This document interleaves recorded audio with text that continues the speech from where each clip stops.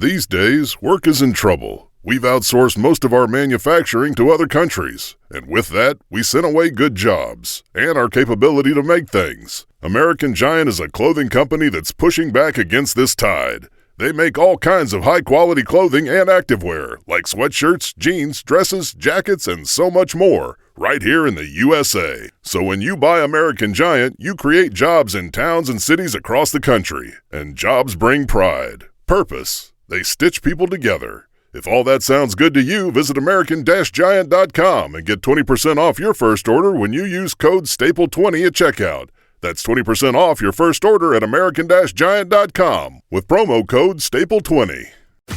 If you work in quality control at a candy factory, you know strict safety regulations come with the job. It's why you partner with Grainger. Grainger helps you find the high-quality and compliant products your business needs to inspect, detect, and help correct issues. And the sweetest part is, everyone gets a product that's as safe to eat as it is delicious. Call 1-800-GRAINGER, click Grainger.com, or just stop by. Grainger, for the ones who get it done. A warmer Bubby Low, welcome to Lovely Las Vegas for Coast to Coast Hoops with myself, Greg Hoops Peterson, now part of the Decent Family Podcast. We've got an excellent podcast for you. We're going to be joined in segment number 2 by Eli Boettger. He does amazing work over at HeatCheck CBB. He is the founder of that wonderful network, and we're going to be chatting with him just how big this week is for the off season, because I think that many people that follow college basketball know this, some that don't. I'm just going to let you in behind the curtain. This is a massive week for these teams that did not make the Final Four. There's a lot of networking that is going to be going down in Arizona.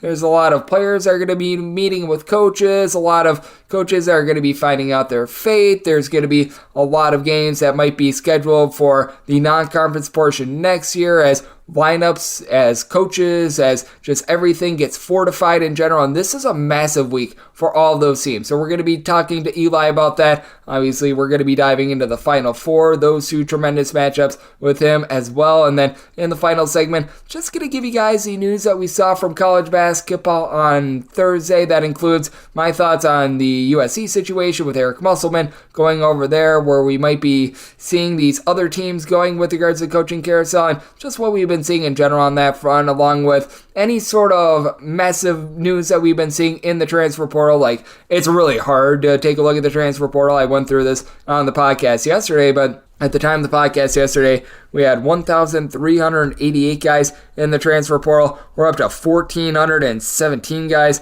in the transfer portal. One of the most notable names, Terrence Williams II of Michigan. He decided that he is going to be entering in there. K-Leaf Battle over at Arkansas entered in there shortly after the news of Eric Musselman leaving as well. So we've got a whole bunch of guys out right now in the transfer portal. And man, oh man, it is very, very hard to decipher. And only about I would say 130, 140 guys have actually landed on a team that they're actually going to be going to. So there's a lot that is in limbo right now. So we're going to be talking mostly about coaching news the next few days before the nets are cut down out there in Arizona, and before we're able to fully decipher, all right, here are some of the guys that are going to be in the transfer portal. Here are the jobs that are already taken off the board, as typically we'll have 2 or 3 job openings that they do linger for quite a while, but do want to see us get a little bit more clarity on the front of just what we're getting in terms of coaches before really diving headfirst into the transfer portal, because trying to track 1,400 plus guys, and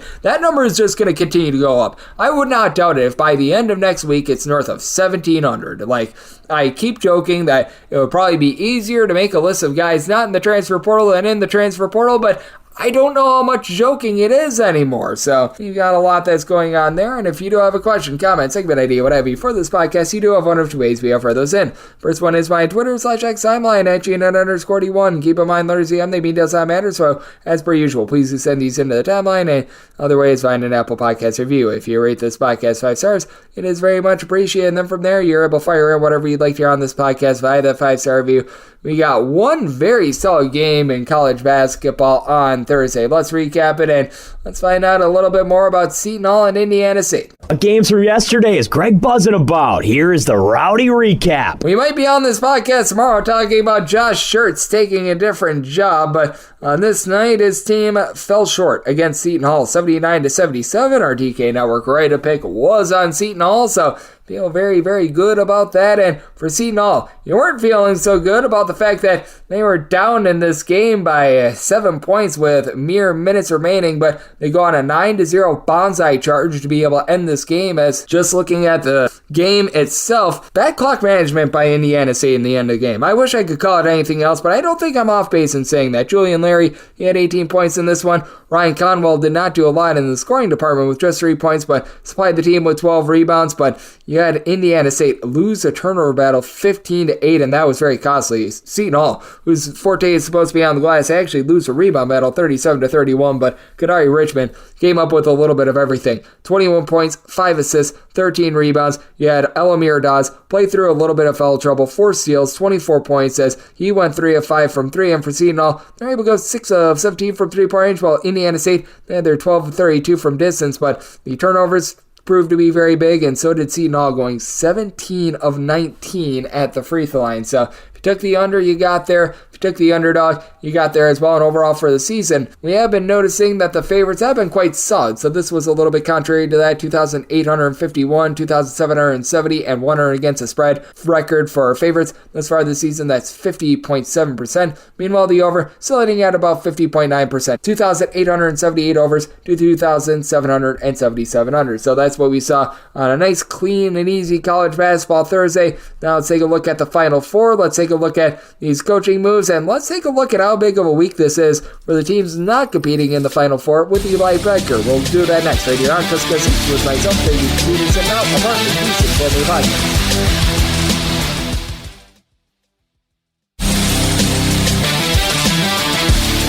We're back from Las Vegas for Discussing with myself, Craig Peterson, now part of the Beeson Family Podcast. We've got a great guest aboard. As Eli Boettger, he does amazing work over at HeatCheck CBB, the founder of that wonderful network. He is joining me, and we've got a lot to talk about with him because not only do we have the Final Four going down, but coupled with that, I know that he and everyone else over there at HeatCheck CBB, they're already working on the 2024-25 season. We've seen a lot of coaching moves made. The transfer portal is now hot and heavy. We saw guys like Zeke Mayo already swap teams. So even though the nets have not been cut down yet in Arizona, there is a lot of groundwork being laid for next season, and you're able to follow Eli on Twitter/X at Boettger, his last name, BOETTGER _ and then Eli altogether. And it's always great to have you aboard, Eli. Thank you so much. Absolutely, Greg. Always a pleasure to hop on, especially this week. So much going on, a few games coming up, obviously, I'm looking forward to, so it should be a really fun week. Absolutely. And this show keeps it more towards just the betting aspect. And right now we still have a few games left for the college basketball season. Not many, but a few. But I mean, how important is this week for the teams that didn't make the Final Four in order to try to get back here? Because they always say that the Final Four is a big giant melting pot. It's just a place in general where a lot of these coaches, they get to sit down, meet with other coaches, they get to meet with players, what have you. And just how big is a week like this for a team that might have missed out on the Final Four in terms of trying to lay the groundwork for next season and other seasons to come? Yeah, I think there was a fascinating quote that Kevin Keats shared from NC State about how it's been such a challenge for him to just maintain focus on the games ahead during this tournament run, as opposed to really devoting any attention to the transfer portal or recruiting, because nowadays with the transfer portal opening up the Monday after Selection Sunday, it really is all feet hitting the ground from there and players who are hitting the transfer portal, and everything starts to spin very, very quickly. Obviously, coaching moves happen rapidly as well. So I think you nailed it in terms of this being such an important few weeks for not only the teams that are still playing basketball games, but even more so for the teams that aren't, because they're obviously all vying to be in this position next season. And one of the primary ways to go about that nowadays is to invade the transfer portal and try to pick up talent that will lend its way to winning games the following season. So we've already seen it. A number of teams have already made some significant splashes so far, and we're here sitting, just early April now. We're already starting to see rosters take shape, but you're absolutely right in that Final Four week is definitely a melting pot of so many people who are connecting and networking and players who are trying to find new homes if they're in the portal, coaches who are looking for new places where they can join staff. So it's so much movement going on, fluidity. I know there's things that are happening the very moment that we're speaking right now. So you could very well wake up the next morning and players will be in different spots. The coaches will be in different spots as well. So it's a very fluid time of year and exciting to follow the news wire and everything that's coming down the pike. Absolutely, and we'll touch upon that a little bit later with some of the moves that we have been seeing. But first things first, we do have to take a look at the games that we're actually getting, because this is the goal of all these teams that are right now meeting up out there in Arizona. All of these players that are in the transfer portal, they want to get to where these Final Four teams are at right now. And I'm going to pose a question to you. You don't have to try to come up with anything original or anything like that, but can any team stop UConn right now, who finds themselves as an 11.5 to a 12-point favorite in a Final Four game against Alabama, which I still find to be wild? Right there. It is pretty substantial for a Final Four game. I don't have the historical numbers ahead of me. That's probably something that's a little bit more up your alley. But I will say that for UConn, they've looked phenomenal during this tournament run, the way that they thoroughly handled not only their first weekend games, but blew San Diego State out of the water and then had just the historic 30-0 run against Illinois to put that game away. They more than deserve to be in this setting, playing for the Final Four and playing for a national title again, because this team just has so few flaws. I mean, there really isn't anything that UConn doesn't do very well, if not exceptionally. To take a look and previewing the Alabama game, I think that what the Tide will want to do is just stick with their playing style that is fairly unique and is as modern as we see in the college game nowadays, with Nate Oates leading the way of a team that loves to push the pace as much as any team in college basketball. They will shoot as many threes as any team in college basketball and will try to be as disruptive as possible. And I note that with saying that as we sit right now, Alabama is a sub-100 defensive efficiency team. So certainly that comes with a major caveat being that they need to step up defensively and they need to have answers for guys like Tristan Newton, which they'll probably find some solace in knowing that probably Mark Sears, although he's given up some size there, or maybe Aaron Estrada will be defending against him. But the other key being that Donovan Clingan effectively took over the entire game against Illinois and looked like he was playing against children,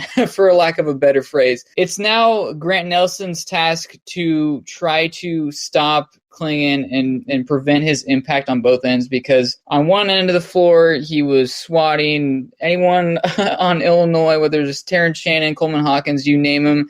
And then on the other side of the floor was just dunking it home and proving his presence on the opposite side. So it's such a major factor that we get the Grant Nelson that we saw against Clemson and against North Carolina, who's been really impactful and effective of late, showing why he was noted one of the most sought-after transfers this time last year. So I can't say that Alabama has no shot to win this basketball game. I don't think that's fair at all, and they've proven to be a very difficult team when they're playing to their highest potential.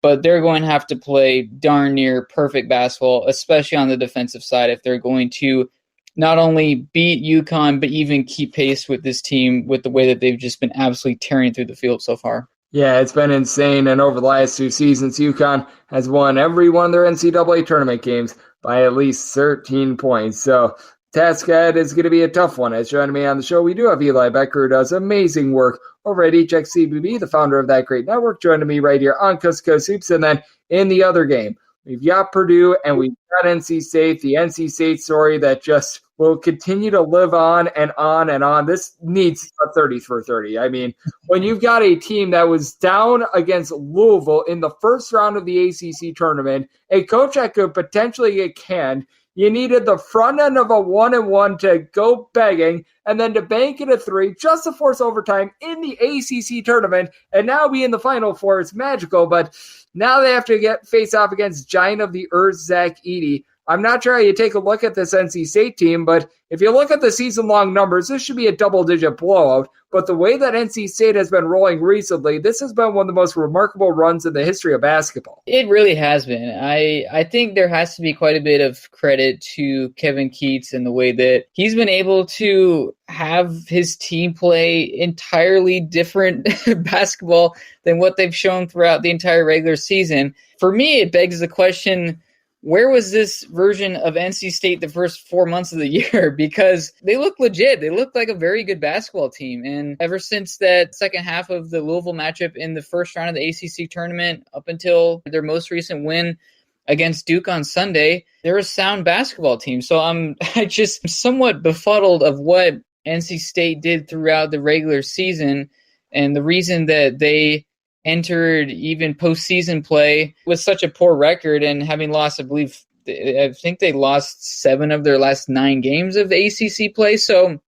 it's shocking what has transpired. But for NC State, I think the emergence of DJ Horne as one of the better, if not best, shot makers in the tournament this year has been so impactful. The way that even when NC State's plays break down, they have an outlet to Horne, who is able to either create from the perimeter or is able to drive to the basket.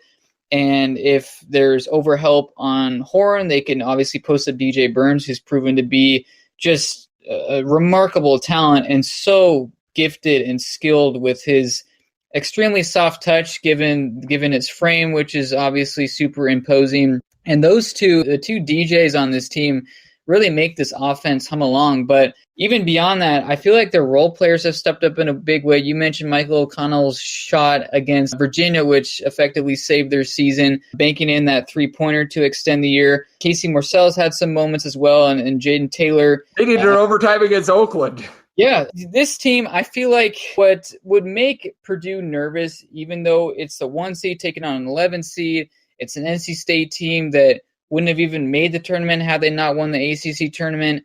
What would make me nervous from Purdue's side is NC State is not afraid whatsoever, and they've taken out Duke twice during this run. They've taken out Marquette, North Carolina, Texas Tech. They've beat some really good teams to get to this point, and now this team has the most confidence in the world. We see during media breaks where DJ Burns is just laughing and carrying on and having fun. I love the way that DJ Horne plays with swagger, and it just seems to be relishing these moments. And another guy, Mohamed Diarra, who has been extremely impactful on both ends and has really emerged as kind of their tertiary type scoring wing, who's also been able to impact NC State defensively. So, gosh, it's hard to pick NC State to beat Purdue knowing what the Boilermakers present. And obviously DJ Burns going up against Zach Edey and trying to stop the Purdue the Purdue backcourt. But there can't be a team left in this field that is playing with as much confidence and as loose with house money as NC State is right now. And I think that's the biggest threat, and why they're still standing right now is because they've just been able to find a way to win and have gained so much confidence from that. And I feel like that's why we're looking here. They've won 9 consecutive elimination games, which is simply unheard of, not only in college basketball, but in any sort of sport. Yep, if they're a cat, they have used all 9 of their lives because they've won 9 elimination games. So we shall see what happens there. But my goodness, this is going to be an absolutely tremendous Final Four. And I don't know if you're calling for the upset on either of these 2 games, but I certainly do think that it's going to be UConn versus Purdue in the title game. And if that is what we would get, what sort of a chance would you give Purdue? Because I think that that's the one team in the field, other than perhaps Auburn, who they got lambasted by Yale, so I think that that's the answer. I don't think that they would have matched up as well as maybe I was anticipating against UConn, but I feel like they're the one team in the field that truly does match up with UConn. And I was mentioning it, 13 plus points is the differential that UConn has won all these NCAA tournament games by last 2 seasons. I do think that Purdue's that team that could be able to put a stop to it. Yeah, I think you're exactly right on that. I would have to imagine that would be a fairly closely contested matchup because a lot of UConn's strengths are in opposition of what Purdue's strengths are and vice versa. And who better than Donovan Clingan to defend Zach Edey? Who better than Tristan Newton to defend Braden Smith? The matchups here are very similar, and that's why I feel like that would be a matchup that not only would be super fascinating from a viewer's perspective, but it's interesting from an individual player perspective because these strengths and the very, very few weaknesses somewhat line up between these 2 teams. And of course, there are differences between both UConn and Purdue and how they've gotten to this point, but both teams pass the ball really, really well. They find open shots. They have capable shot makers on their team. I think the only major difference here is I trust UConn to have more shot making from their wing position than I do on Purdue's side, because for me personally, I feel like Purdue is a little susceptible when they have off shooting nights from Fletcher Lawyer and in some cases from Lance Jones as well. And we even saw Purdue against Tennessee. I believe they opened 2 of 13 from 3-point range, and they're the best 3-point shooting team in the country.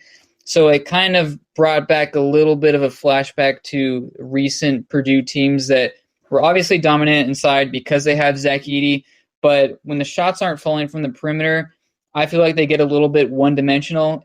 And I can't imagine the game plan against UConn. Of course, if this matchup were to happen, I just don't think Purdue would have as much success just pounding the rock into Zach Edey possession after possession like they did against Tennessee, because Donovan Clingan and so much length as well would probably disrupt a lot of these entry passes and just wouldn't allow Edey to get his position like he did against Tennessee and like he does seemingly every night. So that's the main thing for me, and it really was the main key for Purdue, in my opinion, heading into this tournament, is they had to get contributions from Fletcher Lawyer and from Lance Jones. And, I mean, wouldn't you know it, I feel like those two players were probably the biggest ones, besides Edey's down the stretch, with Lance Jones as a significant three-pointer, and Fletcher Lawyer hit a number of key shots as well against Tennessee. So that would be the biggest key, but between the two, gosh, that would be a phenomenal national title game.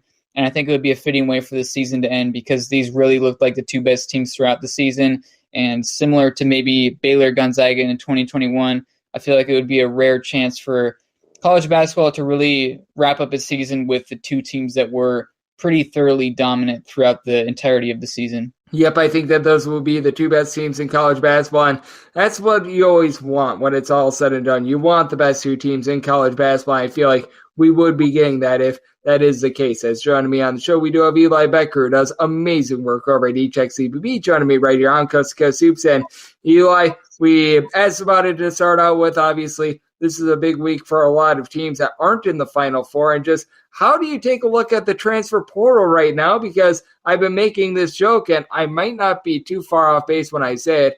I feel like it would be easier to make a list of guys that aren't in the NBA draft or the transfer portal rather than guys that are, because feels like just about everyone is announcing it. And just what are you making out of this period right now, and just trying to keep everything straight, because I'm doing my best to be able to do, and I feel like I'm falling behind. Right. Even by recording a podcast, I feel like we're falling behind, aren't we? It's wild. Like you said, it's whether you want to take a look at a list of players who have or have not entered the transfer portal, because throughout the duration of this transfer window, we see countless names enter who are probably just flirting with the idea of what may be out there and could ultimately return to their school. Or we may also see an instance where a player is absolutely gone. They've already packed their bags and they're finding where their next home will be. So it really is a span of a lot of different things. And of course, players prioritize very different things as well. There may be instances where a player out of a particular region who left school thousands of miles away wants to transfer home, or there may be a player who is seeking more playing time or wants to play in a larger conference. There's so many different factors to it. I feel like it's not really a black and white situation where everybody just wants NIL money or everybody just wants playing time. There's so many elements to it. It's so hard to analyze the transfer portal nowadays and even develop rankings for players, because you could take two different players and one may be a great fit for one team and the other may be a great fit for another team, but if you were to reverse the two, it may not work as well. It can just go in so many different directions, and that's why I feel like this time of year is the time to sit back and kind of analyze what's going on, where the transfer movement is happening, and in particular, which coaches seem to be having a difficult time retaining players, in particular underclassmen who at least appeared to be maybe players who could develop over time or gain significant playing time in due time, because that usually indicates that maybe there is something that's undesirable about a particular team, or maybe it's part of a reflection of maybe the player's assessment of the coach. The list can really go on, but I do think that player retention is especially impactful nowadays, and it's really no surprise as we look up who the Final Four teams are right now. Well, I think one of the commonalities here is a lot of these coaches have had success retaining a lot of their most noteworthy players. So that's definitely something to monitor, and I know the transfer portal will continue to spin, and we'll continue to analyze these players, their new homes, and of course the players who are returning back to their previous teams as well. Yeah, no doubt about it. We find more and more guys just saying, you know what, I'm actually not going to transfer. I was just looking to get a little bit more NIL money, and that's something that is happening in this day and age. Like it or not, these guys, they want to get paid, and I cannot necessarily say that I blame them. If you're able to play for free, if you're able to play for a lot more than free, I would take the a lot more than free, personally, myself. And Eli, you do absolutely amazing work taking a look at this great game of college basketball. Right now, 1,388 players are in the transfer portal. That's a number that is increasing by the hour. You guys are doing a great job breaking it all down. We've got coaching moves going down. And, oh, by the way, we've got a few games left in the college basketball season as well. So let the good people know what's all on tap for you and how people are able to follow along on social media and other platforms. Absolutely. Well, it's a big week ahead for us at Heat Check CBB. We'll have three of our writers that will be in Phoenix covering all of the games, all of the happenings, interviews, articles, the whole 9 yards. So we're really looking forward to the week ahead. Should be some great basketball games, and we'll quickly transition into off-season topics as well, as we always do. So planning on putting together the way too early top 25 poll, which just becomes more meaningless by the year, especially nowadays. But we're always looking forward to it, always looking forward to the next noteworthy topic in college basketball, and it should be a really fun weekend. So definitely looking forward to it. Yep, it is a great week in college basketball. A champion is going to be crowned in mere days, and every single time he joins the show, Eli Boettger, he covers this thing all 12 months out of the year, much like myself. He lends amazing insights. So big thanks to Eli for joining me on Coast to Coast Hoops, now part of the Beast Family Podcast. And coming up next, well, we don't have any games that are going to be going down for Friday, so let's take a look at the latest coaching moves, and let's try to be able to decipher a little bit of what we've gotten in the transfer portal. That'll come up next right here on Coast to Coast Hoops with myself, Craig Peterson, now a part of the Beast Family Podcast.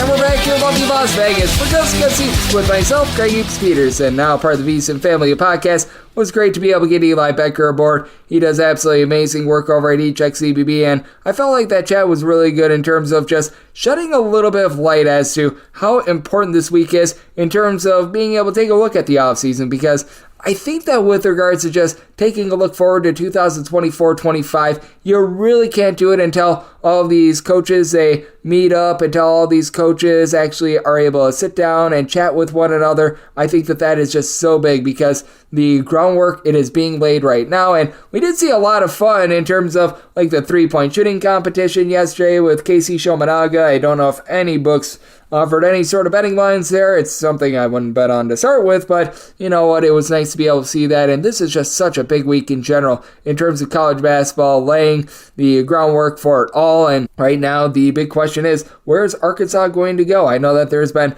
rumors out there of Chris Beard, Will Wade taking the job, and I'm personally not one to speculate, but that said, they are now looking for a new coach after Eric Musselman decided that he's going to go away from Arkansas and he's going to be going to USC. That's really the biggest piece of news that we did see from Thursday, and I don't think that's quite frankly even close at this point, but I mean, for Eric Musselman, he did a very solid job over at Arkansas. Last year, things went straight down the toilet bowl. That said, other than last year, he's been able to do a nice job of being able to hit the transfer portal, and with USC now heading on over to the Big Ten, you've got to think that they're going to have even better resources, and USC has always done a good job of caring about basketball, and the big question becomes, what does Bronny James decide to do? I would be very surprised if he turns pro. Like, even with the name Bronny James, I know that LeBron wants to play with his son and everything like that. That was just a rough year in general, and I do think that the health situation with him collapsing when he was doing off-season workouts, that did probably change the tenor of things just a little bit as well, so there's a lot that he's going to have to decipher, and I don't have question as to whether or not Eric Musselman is going to be able to have success. Like, USC was able to make the Elite Eight a few seasons ago, and the one thing that Andy Enfield was able to do at USC, he was able to do a relatively solid job of recruiting, and Eric Musselman, while he was over at Arkansas, he was a tremendous recruiter. He was tremendous at being able to get guys in the transfer portal as well. I have no question that he's going to be able to do so at USC, but whoever takes this job at Arkansas. They're going to be picking up one of the best fan bases out there in all of college basketball. Like, you can love, hate, or feel indifferent about the Arkansas fans on social media, but gosh darn it, they care. And that's something that is big as well. Like, as much as I hate the mean people that are always like, oh, why are you fading your team, my team, and everything like that? Why don't you give respect to insert team that I'm fading here? At the very least, they care. You know that you're going to have really good effort there. And Arkansas, I will say, shout out to you guys over there in Arkansas social media, seems to be one of the nicer fan bases as well. So we do appreciate you here on this podcast, but there's going to be a lot of support there. They've got good facilities in general. They've got good NIL. The SEC has really put a lot more effort as well into just making basketball more of a priority. I still remember when I was working out in Nashville, Tennessee, during the 2016 NCAA tournament. That's the year that Vanderbilt went to the first four, and they were barely able to get 3 teams in the NCAA tournament. It's a night and day difference in this day and age in the SEC, and hey, we do have an SEC team in Alabama in the Final Four, so that has been very, very impactful to say the least. And then in terms of the transfer portal line, just some of the guys that we've seen come off the board. Eddie Lampkin going over to Syracuse, I felt like was big, a 7 rebound per game guy for a Syracuse team that last season. They just didn't really have anything on the glass. That's something that I think is going to be big. UCLA, I think that they are learning from the sins of a season ago. They've got Sky Clark and Kobe Johnson coming over in the transfer portal. Clark was a double-figure scorer while he was over at Louisville, a little bit of a black hole sort of guy in which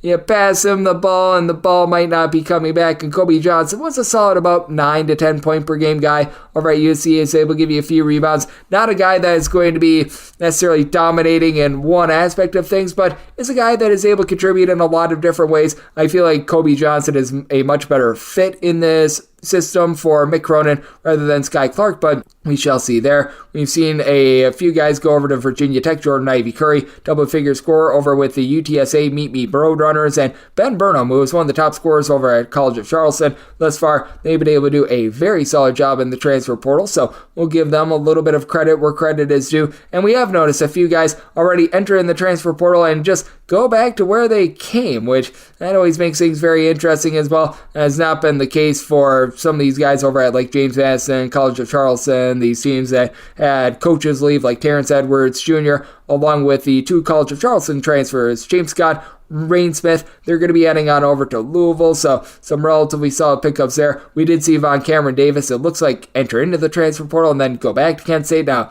I'm utilizing verbal commits to be able to track all this. They do by far the best job of any site out there. But that is something to be noting as well. Just because a guy enters into the transfer portal doesn't mean that they are going to be staying in the transfer portal, and it doesn't mean that they can't go back to where they came. Like we saw Zeke Mayo, he certainly did both top scorer for South Dakota State a season ago, 17 plus points, 6 plus boards, 4 plus assists. He's heading on over to Kansas along with Riley Kugel, which for Kansas, I don't know how great of a fit that's going to be. Riley Kugel has a lot of upside, but we saw at Florida he's a little bit of a low floor as well, so going to be interesting to see how Kansas operates this offseason. I know that Bill Self was talking about the lack of depth really getting them, and that was a big concern that you had even before the season. I thought that was going to be a concern for them, so that's going to be able to help them out. And Iowa State, I've been impressed by what they've done in the transfer portal thus far. They bring in Deshaun Jackson, someone that's 6'10", is able to do a nice job on the glass, something where Iowa State, it was one of the few weaknesses that they did have, but they're able to address that. And Nate Heisey, he was very solid over at Northern Iowa this past year. Once again, not a guy that necessarily does one thing amazing, but he's going to give you double figures. He's a relatively solid scorer. He's got active hands. He was one of the best defenders for this Northern Iowa team. He does just a little bit of everything well. He's going to be willing to give you a few rebounds. He's a very good, well-rounded player, so I absolutely love that pickup as well. And we shall see if Hampton is able to get to prominence as well. They bring in Georgetown transfer Wayne Bristol Jr., who did average double figures, and an HBCU, I believe, over at Howard a few seasons ago. So that is one that I'm keeping my eye on as well. Like I said, we've got a lot of guys there in the transfer portal, and less than 15% of guys that entered in the transfer portal have decided where they're going. So we're going to have a lot to talk about in the coming weeks, and I'll be keeping you guys abreast of all that and so much more. This is just a little bit of a taste of it, and if you do like hearing from this fine podcast, Go Soups, you're able to subscribe wherever your podcasts, Apple Podcasts, Google Play, Spotify, Stitcher, and TuneIn. If you have a question, comment, segment idea, what have you for this podcast, you do have one of 2 ways we offer those in. First one is my Twitter/X timeline at Unit_D1. Keep in mind the letters EM maybe does not matter, so as per usual, please do send these into the timeline. Other way is find an Apple Podcast review. If you rate this podcast 5 stars, it is very much appreciated, and then from there, you're able to fire in whatever you'd like to hear on this podcast via that 5-star review. Big thanks to Eli Boettger, who does amazing work over at HXCVB, for joining me in the last segment. Coming at you guys every single day throughout the college basketball season. That means I'm coming at you once again. Thank you so much for tuning in.